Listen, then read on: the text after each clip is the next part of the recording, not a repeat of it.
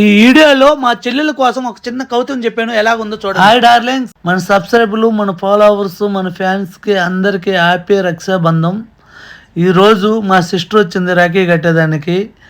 నేను ఈరోజు చాలా హ్యాపీగా ఉన్నాను. ఇలాగనే మీరు ఎలాగా రాఖీ పండుగ చేసుకున్నారో కామెంట్లో పెట్టండి. మీది ఏ ఊరు అనేది, మీకు ఎంతమంది సిస్టర్లు ఉండేదో కామెంట్ చేయండి ఫ్రెండ్స్. అలాగనే మా చెల్లెళ్ళకు, అక్కలకు అందరికీ హ్యాపీ రక్షాబంధం. నా తరపున, మన సబ్స్క్రైబర్ల తరపున, మన ఛానల్ తరపున మీ అన్నల పేర్లు ఉంటే కామెంట్ చేయండి సిస్టర్స్. మీరు ఎలాగా రాఖీ పండుగ చేసుకున్నారా, మీ అన్నలు ఎంత అమౌంట్ ఇచ్చారా, మీ అన్నలు ఎలా చూసుకుంటున్నదో కామెంట్లో పెట్టండి. చెల్లికి కష్టం వచ్చినా అక్కకి కన్నీళ్ళు పెట్టుకున్నా, కష్టాన్ని పంచుకొని కన్నీళ్ళు పెట్టుకున్న అన్నయ్య, బాధను పంచుకొని బాధ్యతగా ఉండే తమ్ముడు ఉండటం చాలా అదృష్టం. బాధలో అయినా, సంతోషంలో అయినా, కష్టంలో అయినా నీ ముందు నడిపించేవాడే అన్నయ్య.